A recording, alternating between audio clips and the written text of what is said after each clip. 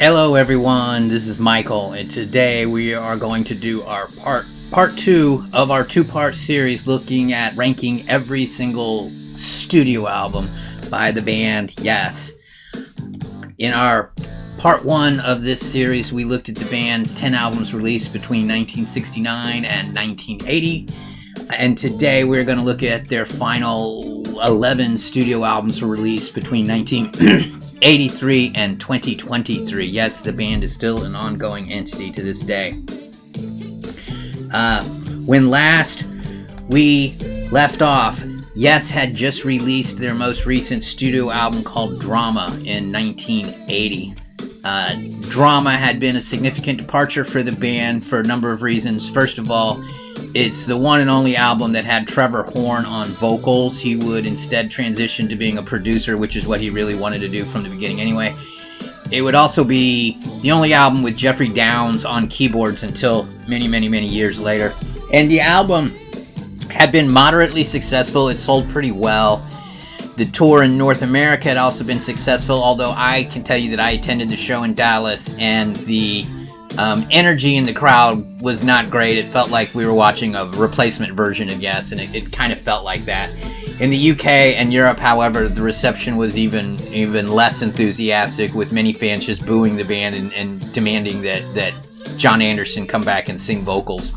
So when the tour ended, that was pretty much the end of Yes as people knew it at the time. Steve Howe moved on to Asia along with Jeffrey Downes, Carl Palmer of Emerson, Lake and Palmer, and John Wetton of King Crimson and UK fame. And they launched their album Asia, which in many ways was a natural progression of what we had heard on Drama. The songs were short and punchy and pop-oriented with really high production values, sing-along, anthemic choruses, and in many ways it's what I would call prog pop or pop prog. So the people that were left were Chris Squire on bass and Alan White on drums, and they were left with no one to really play with. And they continued to write some songs, and they actually teamed up with Jimmy Page of Led Zeppelin fame at one point in a band that was going to be called XYZ.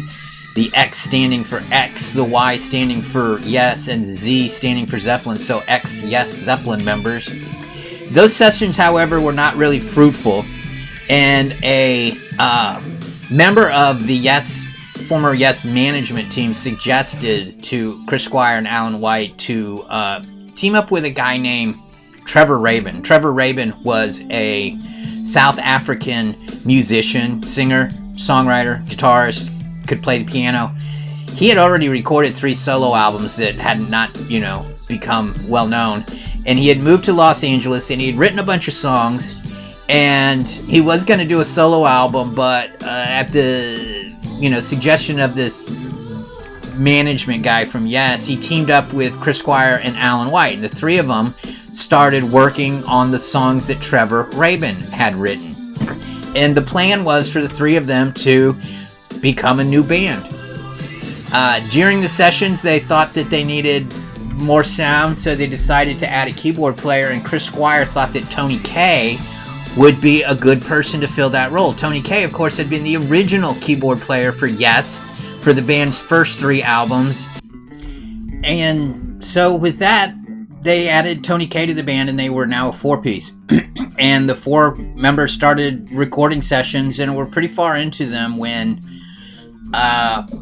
another time where management of Yes suggested to them that the vocals being supplied by mostly Trevor Rabin, but also Chris Squire, were not of the quality that they hoped for. They just didn't think they were good enough.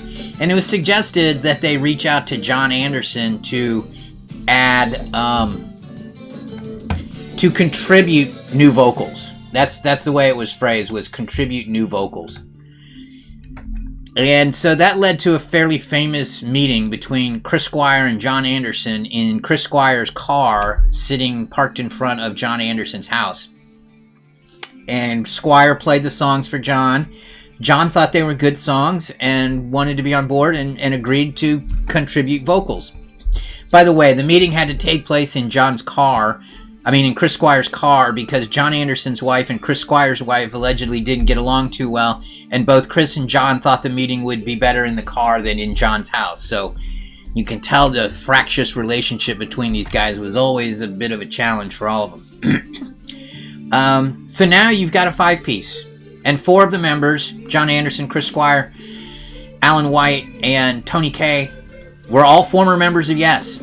And so while the recording sessions went on, management again said, hey, since you got 4 guys from Yes, why don't you call it Yes? Management would much rather sell a Yes album than an album by a new band that nobody had heard of. I will say that the band was introduced on on MTV at one point as Cinema. And Cinema was an idea that came from the XYZ sessions. However, it was soon discovered that another band had the rights to Cinema, and that band let them know that they could not use the name Cinema. So, eventually we get the name Yes. The album's recorded, it's put into the can, and it is released in 1983. And it is a massive hit right from the get-go. The song Owner of a Lonely Heart becomes a smash hit single. It soars to #1 on the singles charts, the only Yes song to ever do so. And on the strength of that single, the album 90125 becomes Yes's best-selling album in the entire catalog. Multi-platinum, which means millions of sales in the U.S. They had a number of songs in addition to Owner of Lonely Heart. Leave It, which is mostly an a cappella song, also became a hit. And I think Hold On and Changes was a minor single as well. And it seemed like Yes had risen from the ashes. Now, let's not make any mistake. This is not a Yes album in the traditional sense. This is a Trevor Rabin album. He wrote all the songs mostly. He's the primary creative force behind all this music. While other band members, including John Anderson, Chris Squire, and Alan White, all contributed parts and get songwriting credits on various songs. I think Tony Kaye does too. It's mostly a Trevor Rabin album. And it's significantly different from what Yes was doing in the early 70s, but honestly not that different from what they were doing with Yes in Drama, or what Steve Howe and Jeffrey Downes had done with Asia, which had become a massive hit. You have shorter songs, generally between 4 and 6 minutes.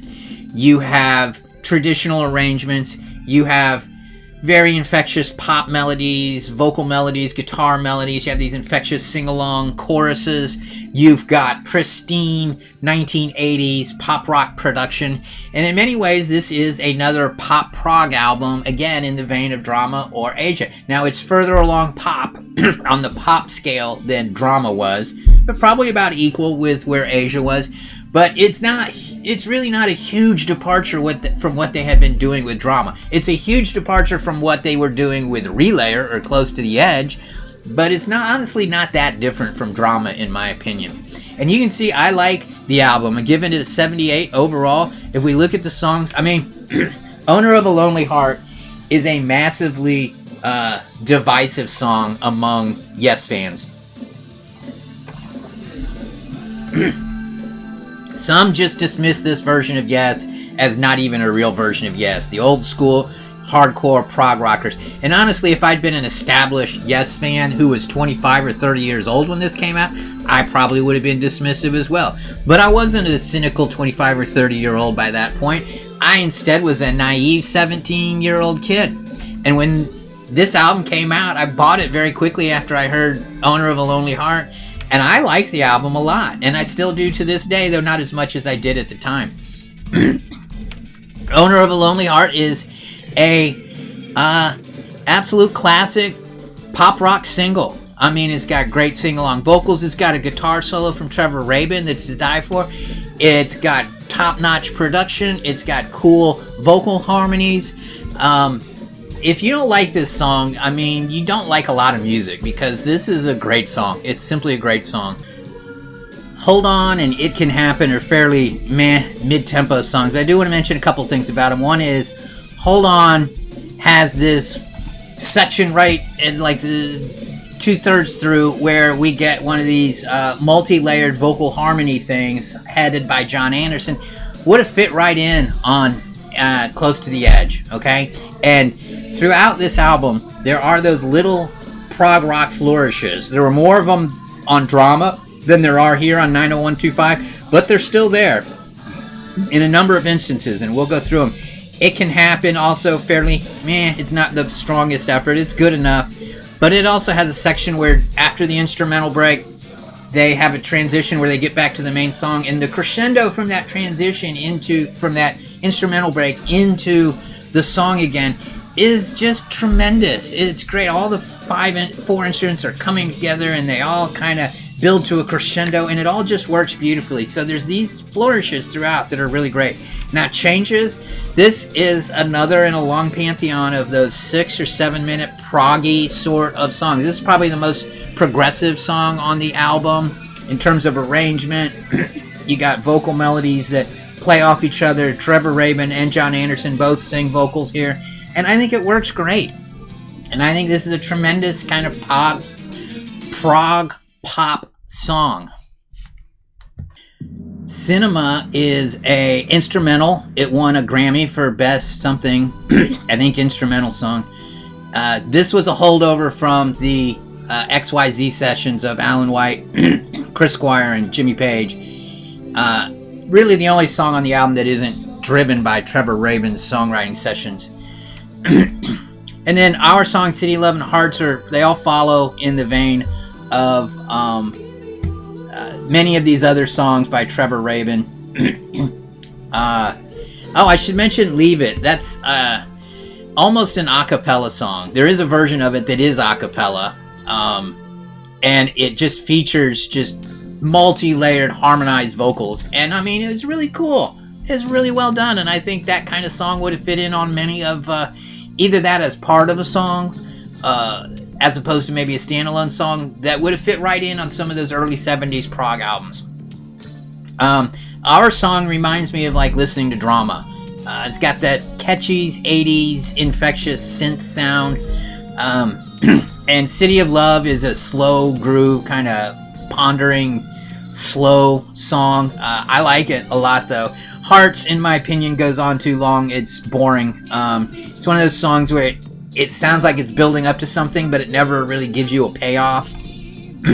So, I mean, upon the release of this album, the band went on an extensive tour. It lasted almost a year. They played more than 100 shows. I attended one of those as well. And this was a full-blown 2.5-hour Yes concert. They played every song, I think, from 90125 other than Leave It. I'm not sure they played that. I feel like they played every song. But they also played an hour and a half of classic Yes. And I mean classic old school Yes. Yours Is No Disgrace.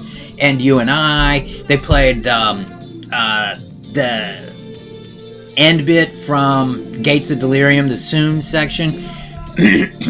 For me, this was awesome. I got to hear this new 90125 album, which is contemporary and hot at the time. Plus, I got to hear all these great classic Yes songs played by guys who, were largely the members from Yes. So, as a fan, I thought it was tremendous. And it really did it's hard to express just how much this reinvented Yes. They went from being dinosaurs seen on the last legs of their career to being one of the hottest bands in 1983 and 1984, playing a completely different style of music than what Yes had been known for previously. So 90125, huge massive success for the band. However, when they got back together again a couple years later, after I think it was in 86 they got together. They had toured through 84, took a break, came back in 86. The recording sessions for the follow-up album were not very productive. The band members seemed to be at war again. Jon Anderson was really not comfortable not being the primary creative force. He was being asked to just do contributory things. So Trevor Rabin, again, writing most of the music and is the primary creative force in the band. Johnny Anderson just being asked to do complementary things. They tried recording in Italy, they tried recording in London, and they eventually had to move to LA to finish the sessions. Trevor Rabin ended up doing all the editing and mixing himself because he couldn't really work with the other people. He said the effort was so exhausting and nearly killed him, and by the time he was done, he wanted to quit the band before they went out on tour of support of the next album, which came out in 1987, called Big Generator. Same 5 guys we had on 90125, same primary writer, much different results. You can see I give this a very low score of only 55, and the reason is I considered Big Generator to be just a recreation of 90125. I don't hear any new ideas from Trevor Rabin, and I hear him already regurgitating ideas from 90125. Everything on this album suffers in my way. First of all, this is about the most 80s thing you'll ever hear. Put this album on and you are assaulted with all those 80s production sounds, with all the keyboard samples and the huge production and the hyper, electronic drum sounds and the, heavily processed vocals, everything like that you have. I feel like every single song here suffers from bloat. They almost all go on too long. None of the magic that was present in 90125. There's no song like Owner of the Lonely Heart that's just catchy and sing along. The songs just don't sound very inspired to me, and in my opinion, overall, a very lackluster effort. And you can see there's only one song that I like, really, called I'm Running, which is next to last, and that is about a 6 or 7 minute rocker. Not rocker, but it combines a lot of different styles real well. Whereas most of these songs just don't, in my opinion.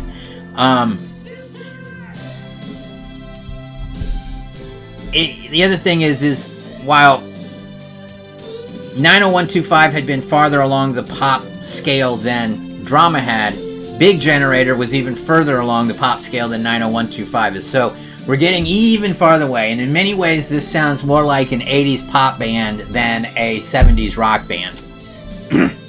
Big Generator is kind of Trevor Rabin, new wave guitar work. It doesn't have a groove. That's my problem with it. It does have a cool arrangement.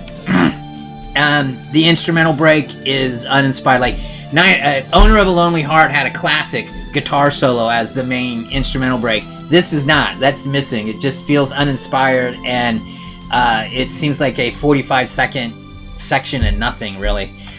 Aim high, shoot low. This is one of those songs that wants to be like Changes, one of those 6 or 7 minute mini epics that Yes has done throughout their career. It fails. It just ponders on. It's too mid-tempo, too repetitive, doesn't really go anywhere. If this was like a 4-minute song, I think it might work.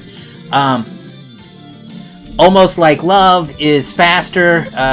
It feels more like a John Anderson song than a Trevor Rabin song to me. It's just pure 80s pop, okay? Let's not beat around what we're playing with here. This is mostly 80s pop songs that we're doing here. Finalized, same thing. We got Johnny Anderson's vocals and light, airy guitars, and we get a dull, plodding rhythm section, and goes on too long. Again, if it was a 3-minute song, it might be better, but it's a 6-minute song. I'm Running, I mentioned, is the one song I like. Holy Lamb is another sort of slow build Anderson airy ballad that's okay, but just not particularly great. Like I say, the recording sessions for this had drained Trevor Rabin so much that he didn't want to be in the band. They did eventually talk him into continuing for a tour in support of the album. I said this is the natural progression from Drama to 90125 and now Big Generator. It's a simple arrangement and sugary bubblegum pop. That's the one song that enjoyed any sort of radio success, but nothing compared to Owner of a Lonely Heart. And overall, this is just a big nothing, in my opinion. It was uninspired, it was generic, and it lacked anything that made 90125 special, and it lacked anything remotely like what we had come to know of the band in the 70s. So Big Generator, just a big miss from my perspective. Following the conclusion of the Big Generator tour, Yes essentially broke up again. John Anderson, like I said, had been unhappy with his diminished role in the band and wanted to leave. Trevor Rabin was happy to not be doing anything like this. So John Anderson, looking for work, again teamed up with Steve Howe and Rick Wakeman and started a new project with those two. Bill Bruford was offered an opportunity to contribute drums to this effort. He thought he was contributing to a John Anderson album. This is one thing that seems to be true throughout the history of this band, is people are brought in, and the people that are brought in think they're working on one thing, and they end up working on a Yes album. They don't know it. Although this is not, we'll find out that this next effort isn't a Yes album. So we got John Anderson, Steve Howe, and Rick Wakeman already, so that's 60% of a very classic Yes lineup. And then they bring in Bill Bruford, the original drummer on the first 4 albums. And he had been playing with King Crimson, whose bass player was Tony Levin. Tony Levin is a highly accomplished bass player, very credentialed, played with many great bands in his time. So now you got a 5-piece, and it's pretty much Yes, but they don't call themselves Yes. Instead, they call themselves Anderson, Bruford, Wakeman, and Howe. And this is not an official Yes album. It was released as Anderson, Bruford, Wakeman, and Howe. But let's face it, it's a Yes album. This was a return to the band's progressive rock roots with lengthier songs. We have a 10-minute song called Brother of Mine. This is what we're listening to right now. We have virtuoso musicianship. We do have electronic drums. At this time, Bill Bruford was playing all kinds of drums. He would combine electronic drums and acoustic drums, so you do hear a lot of electronic drums on here. This seems to me to be mostly a John Anderson creative effort. That's who all the songs are credited to everybody, but Bill Bruford said he had nothing to do with the writing the songs, but he gets writing credits on them. The result is terrific. As you can see, I give this a 76, so right up there with 90125, higher than Tales of Topographic Oceans, Going for the One, or Tomato. I think this is a really good album. They do it's clearly John Anderson. He's got a ballad song on it. A lot of his vocals prominent on display. You have Bill Bruford's drumming again. Now, this is not simple 80s pop drumming. This is Bill Bruford doing his syncopated, odd time signatures, all that stuff.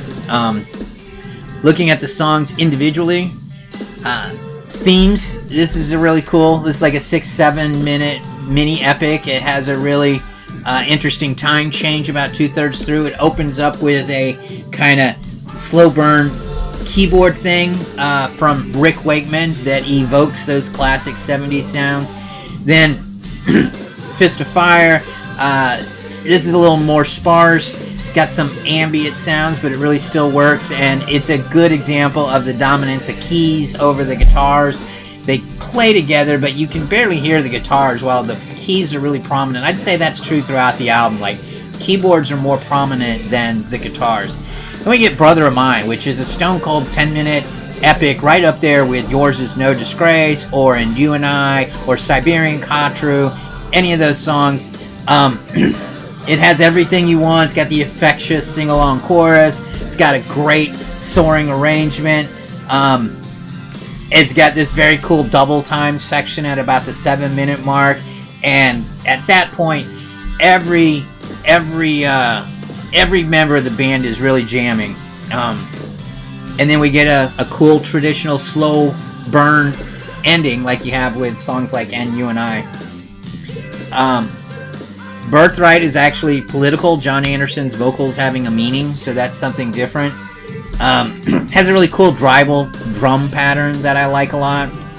The Meeting is the obligatory 5-minute John Anderson, Rick Wakeman keyboard ballad. I actually like it because I like the vocal melodies, but it's one of those things where if I didn't like those vocal melodies, I really wouldn't like the song too much. Quartet is probably the real miss on the album. It's okay, but it's like 9 minutes long, and in my opinion, it's if this song really worked, it would propel the album to greater heights. But I feel like it again goes on too long. It doesn't warrant the music ideas don't warrant a 9-minute song. They warrant about a 6-minute song. John Anderson's lyrics do reference South Side of the Sky and Gates of Delirium and other Yes songs previously. My notes say just goes on and never changes, and there's nothing that really captures me.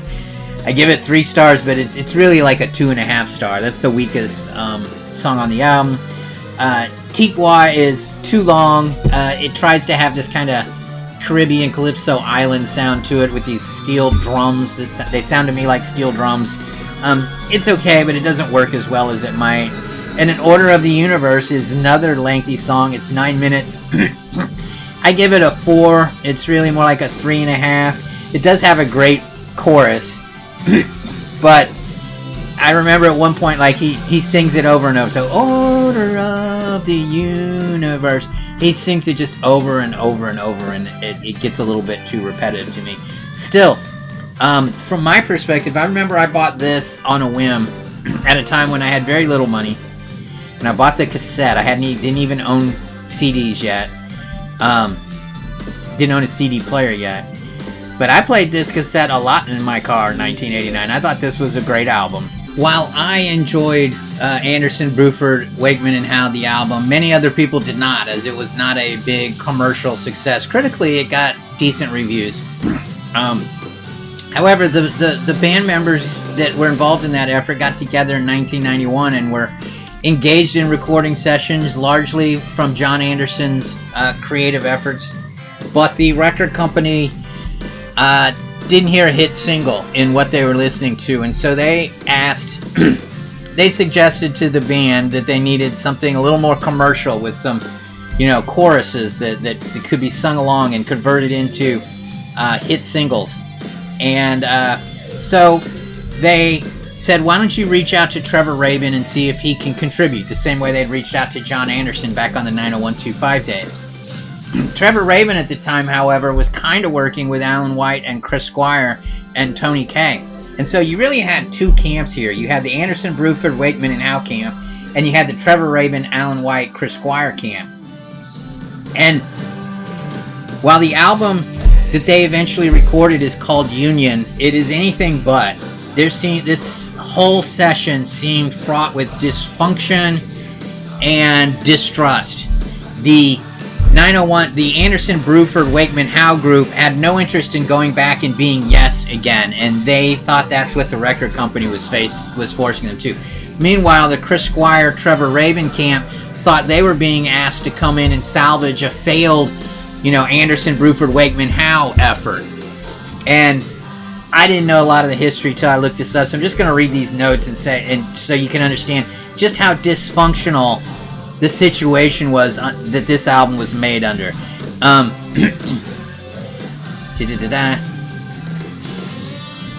Anderson and Howe refused to be in the studio at the same time. That's how fractious their relationship was. Steve Howe and Rick Wakeman's parts had been put down and recorded, but they were unavailable to do overdubs and things like that due to their solo efforts. Both Steve Howe and Rick Wakeman have always been recording solo albums throughout their careers. Some guy named Jonathan Elias apparently plays a huge role in this album, writing many of the songs, contributing instrumentals, and he replaced Howe's and Wakeman's recordings with session musicians. And that's where we are. We now have session musicians contributing the music instead of, any of the 8 members that were available. The guy who mixed it, Jim Crichton, said he'd been told by John Anderson to make it sound as far from 90125 as possible, while Jonathan Elias was telling this guy, make it sound as close as possible to 90125. So the guy mixing it's got completely divergent directions from the band members themselves. Anderson and producer Jonathan Elias decided to use session musicians to record their parts after Trevor Rabin refused to record them. Just dysfunction in every way imaginable, and yet they called the album Union, and you can see this is an abomination. I'm not going to say a lot about the individual songs because they're all pretty much terrible. We range from 60, which is good but not great, to 40s, which are I don't want to listen to them, to 20s, which are I will turn them off as fast as I can. I've got notes on each one of these songs. Masquerade is the one thing I'll note. That's a Steve Howe acoustic guitar piece. It's 3.5, but it's really more like a 3.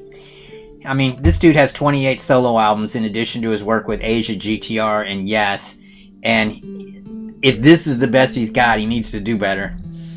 I'm not going to go into the details on these songs. It's just too meaningless and too painful. What's really interesting about this is, like I say, the band seemed to be unable to even get in the same studio and be in the same room with each other. However, they did tour in support of this album, Union. And all the guys say this was the most fun they ever had in the band, was this Union tour, when you had, I believe it's 8 or 9. Let me think about this. You had 2 drummers, Bill Bruford and Alan White. You had Chris Squire on bass. You had 2 keyboard players. You had Tony Kaye and Rick Wakeman. You had Tony Levin also on bass, I believe.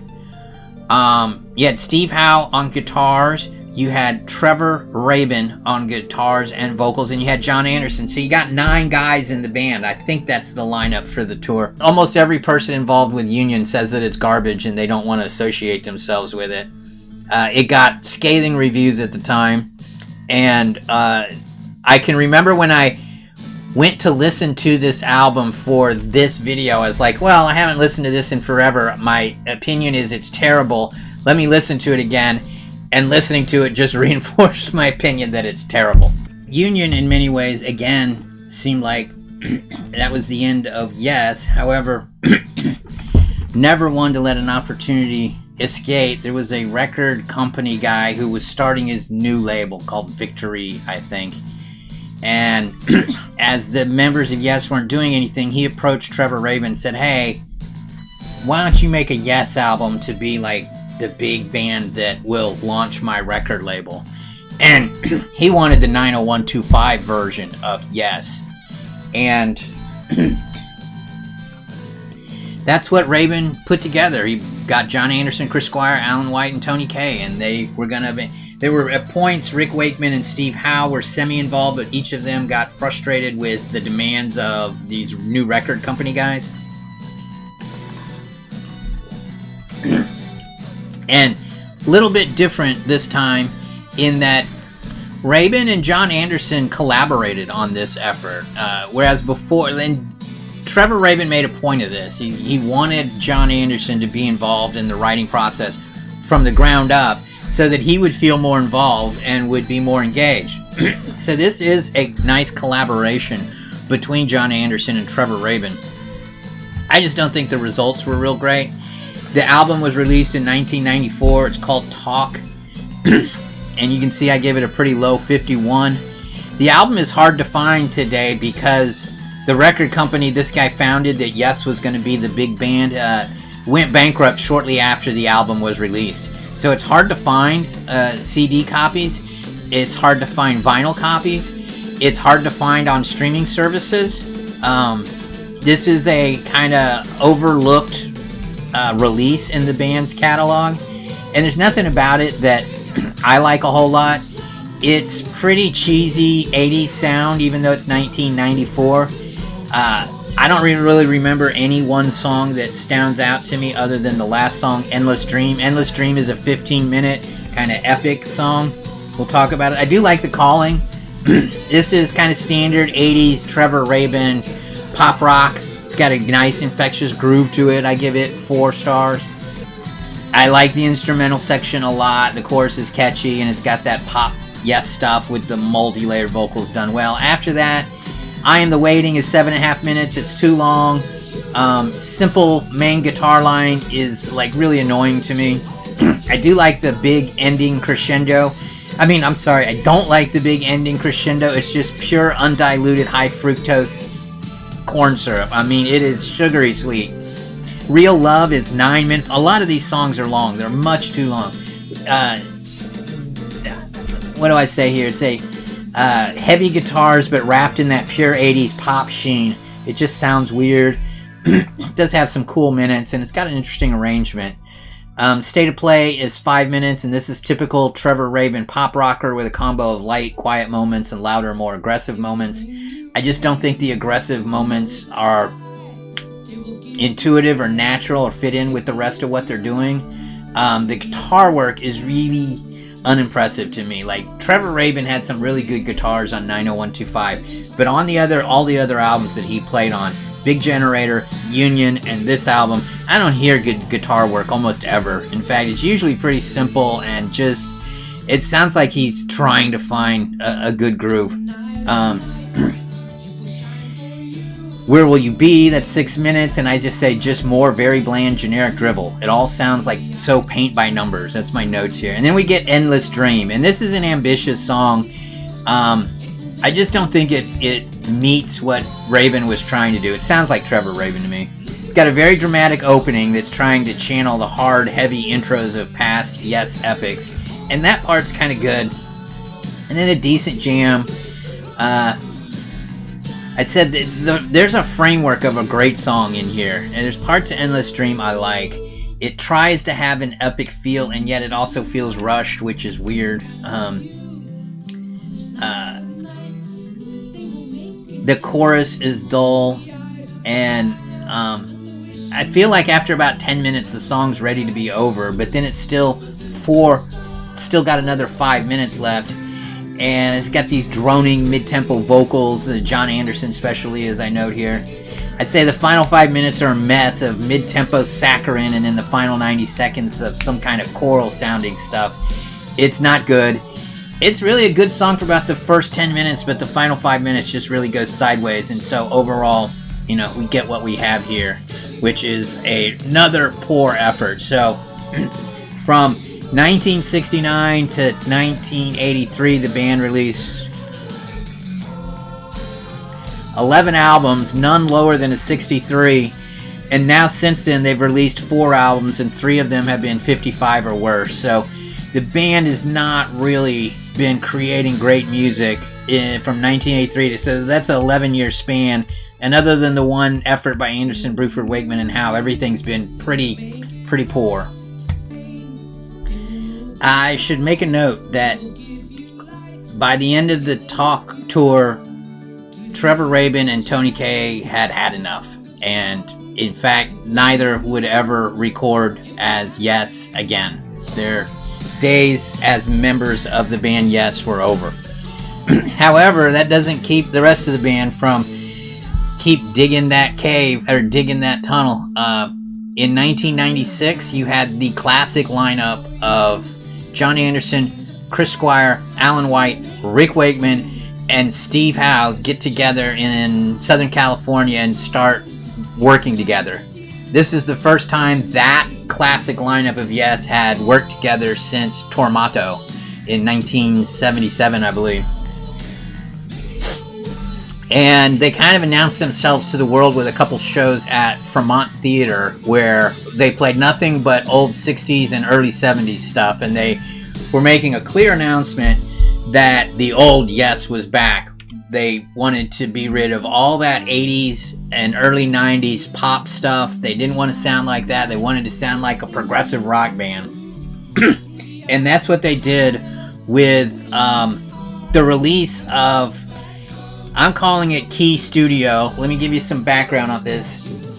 This was actually released as 2 separate releases called Keys to Ascension and Keys to Ascension 2.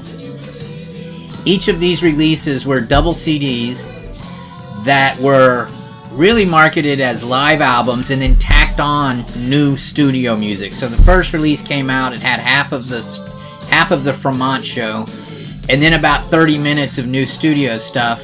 And then the second CD had the rest of the show and then about another 50 minutes of studio music. One was released in 96, I think. The X was released either 96 or 97. And then a couple years later, they took all the studio stuff and put it together as an album called Yes Studio. And this is about 80 minutes of music. And this is a return to old school style progressive Yes. You've got a 20-minute epic. I think you have 2 songs that are 20 minutes. So let's go through them. Be the One is about a 10-minute song, and I don't really like this song. It's okay. It's not terrible, but it's pretty long for a mass song. It does hold up without wearing out its welcome, right? Is my notes, but it just doesn't reach any heights like you would expect from a 10-minute song. That is 20 minutes long, and it's got a heavy prog sound to it. It takes a long time to get going. The opening instrumental section is there's no drums. The drums don't kick in until the 4-minute mark, and that's a little bit long for my taste. But once it does get going, it's got a real nice groove. I don't mind John Anderson's vocals that much, but the lyrics are not great. He's singing about the challenges of living in an urban environment. And I criticize John Anderson for having vague, meaningless lyrics, where the lyrics are more about the vibe that they create or the picture they put in the listener's head. But in this case, he's writing real lyrics. I just don't think they're all that great. However, the music is really good on this song.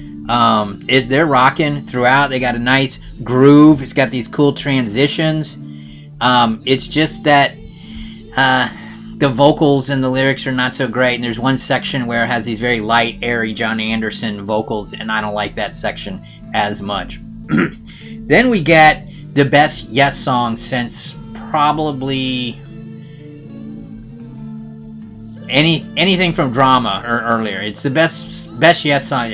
Mind Drive is a 20-minute epic that I'll put up there with any other Yes 20. Well, not any other, but it's what we're listening to now, and it's I like this song a lot, and I give it a 5-star rating, and we'll never grow tired of it. It's got just everything you're looking for in a 20-minute Yes epic with a great arrangement, the soaring vocals. You've got transitions from hard and soft to loud and quiet, and I mean everything about this song is classic, and I think it's tremendous.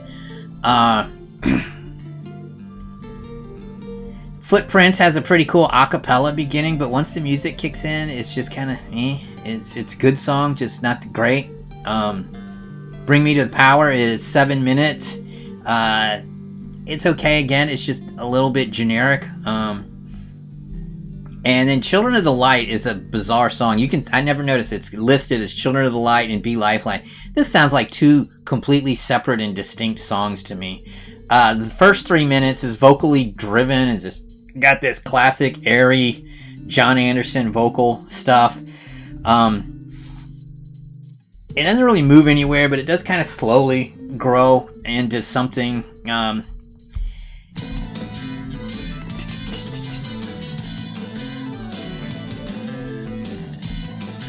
And I keep thinking it's going to move, but it doesn't really ever. It just kind of sits in its same place. And then there's this really weird, sudden, awkward transition. And I guess that's when we switched from Children of Light to Lifeline. I just feel like the 2 parts of the song sounds like they had 2 songs and they didn't know how to finish either one of them. And so they threw them together, and the end result is kind of awkward. Sign Language is just a 3.5-minute instrumental, and it's nothing earth-shattering. It's mostly guitars and synths, and it doesn't have any drums, but I like it. It's good. Now, if you combine all this music together, it's 80 minutes. So if they had just released this as a studio album, I'd kind of respect them more. I think releasing it as two CD packages with a live show package with the studio is kind of... I don't like that. It's probably record company doing, but I thought they were exploiting their audience with that. Nevertheless, Key Studio is a massive return to the Yes sound from their classic progressive rock period. And really, from this point forward, that's what most of this stuff sounds... Well, I'm not going to say most of this. This album and parts of the future sound like Yes trying to capture that 70s spirit. And I think, that's what they were striving to do, is to catch that spirit. I think they succeeded in some places, but in other places, not so much. I should mention that from this point forward, my familiarity with all of these albums is relatively limited.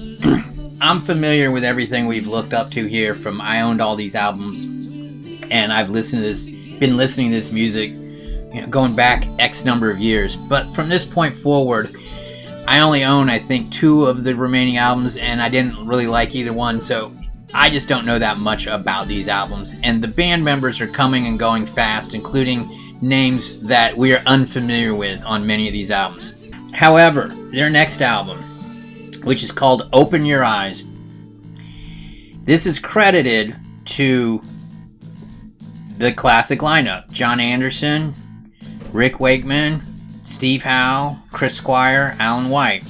The reality is, this album was written and recorded mostly by Billy Sherwood and Chris Squire. Who's Billy Sherwood? Good question.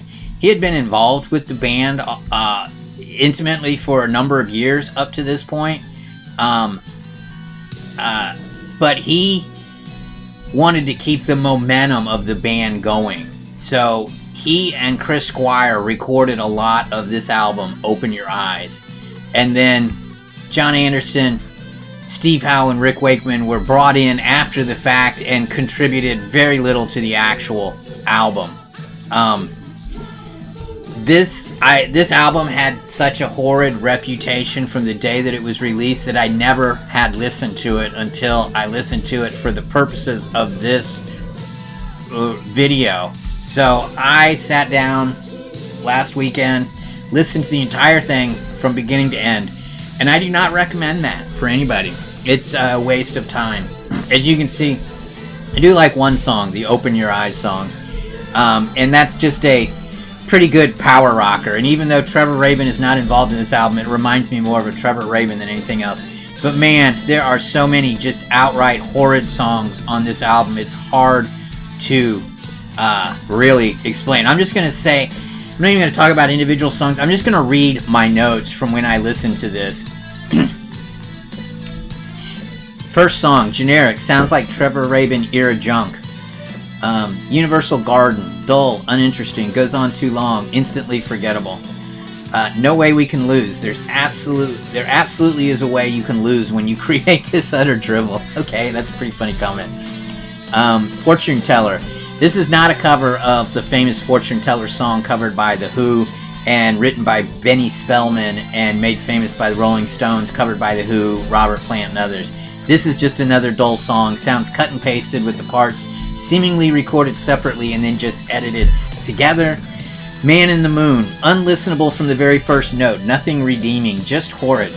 Wonderlove, not as offensive but not good and goes on too long with no substance. From the Balcony, acoustic guitar and vocals only. Guitar is okay, song sucks. Again, I've had enough of John's vocals at this point, so that's one of those John. Love Shine is 80s pop done poorly, plotting, boring, discardable. The Solution. Opening section isn't terrible, more interesting and more depth than rest of the album. I really thought I was going to have to listen. Oh, this is weird. The Solution is listed as a 20-minute song. So I was like, I'm going to have to listen to this direct for 20 minutes. But in reality, it's a false ending song. It's really just a 3-minute song, or 5-minute song, and then it has 17 minutes of natural bird sounds. I was grateful for the natural bird sounds. Just a horrific album. You want to stay away from it at all costs. I don't believe I've ever had an album rated 31 before. Realize the lowest score you can have is a 20. If I hate every song gets a 20, and that would be a 20. So this is only 11 points better than a 20. And honestly, Steve Howe said he didn't really have anything involved with it, and he's embarrassed by it and all that. But dude, you put your name on it, okay? You were willing to sign up for it so that you could cash the checks, I guess. But these guys should be embarrassed that they put out a product like this. It's an indictment on their legacy, and frankly, it's a big FU to their fans, and they never should have made it. I should mention that Billy Sherwood, who played a huge role in the Open Your Eyes effort, had been named a formal member of the band after his... And I don't want to rag on Billy Sherwood too much. Yeah, he had a big role in this album, and the album sucks, but the whole thing was just a dysfunctional mess, and it seems... This is one of those instances where I feel like Yes is operating more as a corporate band than a rock band. And a lot of these albums kind of suffer from that, where it seems like there was no real band that was trying to make an album. Instead, it was guys were doing things, and then record management would come in and say, let's turn that into a Yes album, whether it was really a Yes album or not. During the tour in support of this, the keyboard player became Igor Korshev, a Russian. I think Rick Wegman quit in the middle of the tour, and Korshev came on. And so when the band did record their next album, which is The Ladder, in 1999, they were actually a real band. They recorded this in Vancouver, and you had a six-piece now. You had Korshev and Billy Sherwood joining Steve Howe, Chris Squire, Alan White, and John Anderson. And by all indications, this was a real group effort. They all lived in Vancouver, and they all came into the studio and worked together as a band. And the producer, a gentleman by the name of Bruce Fairbairn, is largely credited with making this album as good as it is. The band was impressed because Fairbairn actually joined them during rehearsals to get familiar with the music and listen to it, which most producers never do. They show up when it's time to record. And everybody seemed to enjoy working with him, which is too bad because he was only, I think, 49 years old, and yet he passed away from a sudden heart attack during the final mixing sessions. But this is a good album. You can see I got it at 65. I'd say good. It's not great. We got 3 good songs and a couple bad, and then the rest is kind of, average Yes. Homeworld is a really good 9-minute song, and it features everything that you want in a Yes song.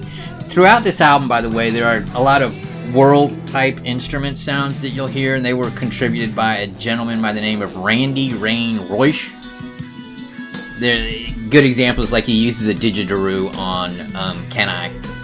Anyway, Homeworld, I like a whole lot. Finally is a really infectious kind of pop-sounding song. It's pretty similar to many other songs Yes has tried throughout this area, but it's just a better song. It's got this infectious kind of vocal melody that I really like. And, anthemic sing-along vocals and a kind of a groovy vibe to it. It also has a quiet section right in the middle, so it gives the song more dynamic sound. And then The Messenger that's 5 minutes. It's kind of a slow groove. It does have a transition to an acoustic-driven guitar section that really helps a lot. So those 3 songs are the standouts here. As you can see, the rest, they vary from meh Yes songs to a couple that I just really don't like. Can I? This is just 90 seconds, and it's sort of a modern version of We Have Heaven, and I hate We Have Heaven. So this one's almost as annoying. And then To Be Alive, this just sounds generic soft rock that, it doesn't sound like a progressive rock band. It's just kind of generic. So The Ladder is not horrible, okay? In terms of these late era Yes albums, it's not terrible. So that's where we are. During the tour in support of The Ladder, keyboardist Igor Korshev apparently engaged in some pretty bad behavior. I believe he was accused of assault and other inappropriate behavior towards various people, and was kicked from the band. So they didn't have a keyboard player. And the band was thinking that it'd be cool to tour with an orchestra, and so they decided, for their next album, they would actually record with an orchestra instead of a keyboard player. So they recorded as a 4-piece, and we ended up with Magnification. And you can see I give this album a good score. I gotta say, I knew this album before. This was not one that I was unfamiliar with. Again, a really good 77. You know, that's almost outstanding. And so, you know, we have a number of misses in here from Drama forward, but you still got 4 really good albums. You got 90125, Anderson, Bruford, Wakeman and Howe, Key Studio, and Magnification. Those are all greater than 75. So better than very good, almost outstanding. Now, I'll tell you, this album was released on a weird record label, and the record label went out of business after it was released. And upon release, it was not received well. However, over time, it's gained a solid reputation among a lot of hardcore Yes fans as a really good album. Some call it the last good Yes album. The album starts off wonderfully with Magnification, which is the first song, and Spirit of Survival, which is the second. I combine them as one because the end of one segues seamlessly into the other, and if you don't do that and you put it on a mix, the first song ends awkwardly and then the second song begins awkwardly, so I combine them into a single song, and this is fabulous. This is Yes at their peak, especially the Spirit of Survival, which if you were to take that song and put it on the Yes album, it would fit right in my opinion. It's got this muscular bass sound. You got these dark lyrical things that, as I say, whenever the lyrics are more or different than John Anderson's, you know, Love is the Answer lyrics, I often think the music benefits as a result, and this song is definitely one of those. And I love the backing harmonies. It's just great. Checking out my notes here. The other song I like a lot is Dreamtime, which is a 5-star song. This one has a very cool opening, and it's got the use of orchestra is really done well throughout this album, in my opinion. Well, through most of it. There are times when the band just doesn't play and you hear orchestra, including a couple times where I think it's to the detriment of the song. Like I think it's In the Presence Of. Is that the one? I forget. There's one song where the song is a good song, and then the last 2 or 3 minutes is just pure orchestra, and it feels kind of artificial, like it feels forced. But Dreamtime, I love the opening of this. The orchestra adds a lot of drama. The core rhythm of the song is, I think, the strength of it. It's got these tribal sort of drums and great backup vocals, and the orchestral contributions are really kick-ass. It has these almost jazzy interludes that kind of remind me of something from Relayer. It has a classical guitar transition. Yeah, this is the song that the final 2 minutes are all orchestra. So I'm kind of surprised I give this 5 stars, because sometimes I think that orchestral ending is a little weird. In the Presence Of is the last 4-star song on this album for me. This is actually piano by Alan White. They didn't have a real keyboard player, and I've always wondered, because I didn't know the background to this album when I heard In the Presence Of originally, and the piano sounds like a simpleton playing the piano. And I don't want to bag on Alan White's piano abilities. Anybody who can play the piano is impressive to me, but it's not anything like a Rick Wakeman or Patrick Morad's keyboard sound, and it always sounded really simple to me. But it's because it's by Alan White. The rest of the songs are good, other than obviously Soft as a Dove and Time is Time. What do I have about Time is Time? This is a 2-minute piece from Anderson, and I say utterly unnecessary and ruins the end of the album. Would simply be better without it. Luckily it's only 2 minutes long, so it doesn't drag the score of the overall album down too much. But overall, you know, because of the strength of, like I say, let me go back here. Magnification, Spirit of Survival combined are 13 minutes. Dreamtime is 10 minutes. and In the Presence of is also 10 minutes. So you combine those, that's 35 minutes of the total length of the album, which I don't know what the total length of the album is, but even though it's only 4 songs, I think it's more than half the album that these songs make up. And so that's why you get the solid score, 77 overall, even though a lot of the songs are rated as 3 stars or less. Following the tour in support of Magnification, where the band did tour with an orchestra, and frankly, the live DVDs and shows from that tour where they have the orchestra, they're great. They're fabulous. The band would not record another studio album for another 10 years. So it was a very lengthy hiatus. And Jon Anderson would not record with Yes again. Magnification was the last album that he recorded with them. This, by the way, is the song Magnification. But 10 years later, so the band is Steve Howe, Chris Squire, and Alan White. So you got that threesome as a core still. And they brought back Jeffrey Downs to play keyboards. Remember, they didn't have a keyboard player on Magnification, but they brought back Jeffrey Downs, who had last played with the band in 1980 on Drama. So a 31-year hiatus for Jeffrey Downs between his Drama performance and now playing on this next album called Fly From Here. This singer is a singer making his first presence with Yes, Benoit David, a Canadian.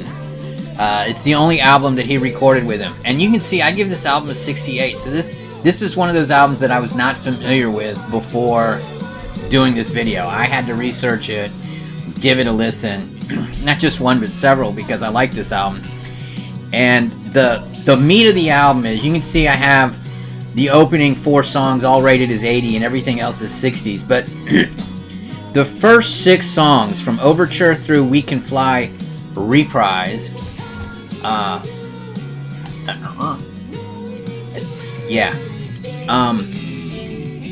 these are all part of a 23-minute suite. So they weren't holding back here. They were full-blown progressive. And you can see the opener is Overture, which is a very not typical. It is a progressive rock instrumental serving as an overture to the song. And then We Can Fly is really a pretty solid pop prog song that sounds like something that could have been on Drama. And all these sections of this song, I feel like the challenge with these is the segues, the transitions between them are not intuitive or natural frequently. They sound like different songs. Like, it's okay, we had this song, let's lead it into the next song, and it doesn't necessarily always sound very natural. But all of the individual parts are really good, and I enjoy them. This was a real surprise, a pleasant surprise to put this album on and find out that I like it. And it's got a decent reputation. It's not considered a terrible album. Now, after that, you get a lot of the same kind of stuff that Yes has been playing with throughout the 21st century, which is, throughout the 90s and early 21st century, which is this kind of pop-flavored prog rock, where the songs between 3 and 7 minutes, and, you'll try and get some pop-sounding vocal harmonies, and then you'll get an acoustic guitar, a classical guitar piece from Steve Howe, an occasional keyboard run here or there. Life on a Film Set, this is a slower song. I liked Benoit's vocals on that song. Hour of Need, this is a very proggy opening that transitions to a solo guitar that's just being plucked. I thought that was a little weird. Benoit David is a good singer, but he sounds a lot like Jon Anderson, and at times that's not good from my perspective. Hour of Need is a good example of that. Solitaire is a 3.5 minute Steve Howe classical guitar solo. Again, nothing special. Steve Howe's solo efforts often leave me wanting. I often think they go on too long, and like what is a 3.5 minute song should be like a 2 minute song. And then finally we get Into the Storm, which is a 7-minute song, and it's good. It just kind of lacks that kind of anthem. It really needs an anthemic chorus that gets you to sing along, and it doesn't have it. So overall, this one was a big surprise for me, and it's going to be an album that I'm going to check out more in the future. I do not own it yet, but I will soon, because this is a quality addition to the Yes catalog. You see I have the 68, so it's almost very good. Right up there with Going for the One and Tormato and close to Tales and close to the first album, Yes. Same score as the first album, Yes. So, a better effort than I was expecting. Fly From Here did not do tremendously well from a commercial perspective, but the band would come back 3 years later with yet another album, Heaven and Earth, and you can see I give this a very low score. This album has only one change in member. The vocalist, Benoit David, suffered, I forget what it is, some health issue, and could not continue with the band, so they replaced him with a guy named John Davison, who I don't know what he's known for. I have had this album for a long time because I borrowed it from the library about 15 years ago and imported it into my iTunes, and after listening to it when I first imported, I completely forgot about it because, in my opinion, this album sucks. I did go back and try to listen to it again, and I just can't. I'm just going to read my notes from when I tried to listen to it again. I said Believe Again, which I think is like a 7-minute song. Said, other than the vocals being notably different, this sounds exactly like what a mediocre John Anderson song sounds like. Unlistenable old man pop rock. That's what I say. I say the instrumental sections are better than the vocal sections. I say it sounds like Asia to some extent. Sounds so much like 80s pop prog, so kind of like Asia, except it's very generic. And then I say, hard to believe this is the Chris Squire and Alan White rhythm section, because this sounds like a couple guys you expect to hear at a suburban watering hole doing covers on a weekend. There is literally nothing redeeming about this album. It's terrible, and it sucks. Now, that's all I'm going to say about it, because there's no reason to delve into something like that. And we are stuck here now with these 21 albums. I will say, there are 2 more albums that Yes have released, studio albums that Yes has released. I haven't listened to them yet. I don't own them, and they're not well regarded. 2 studio albums that have been released since Heaven and Earth. One is The Quest, released in 2021, and the other is, I can't remember the name of it right now. It was released in 2023. By the time those recorded, Chris Squire had passed away, so I think you get Billy Sherwood back in on bass. And Alan White passed away at one point, and so you have a guy named Jay Shellen playing drums. So these are the members you have for these final 2 Yes albums, and why I don't include them on this list is, from my perspective, they're not really Yes albums. You do have Steve Howe, no John Anderson, no Chris Squire, no Alan White, no Rick Wakeman. You have, like I say, Steve Howe is the only guy left. Jay Shellen on drums, Billy Sherwood on bass, Jeff Downs on keyboards, and John Davison, I think, is the vocalist.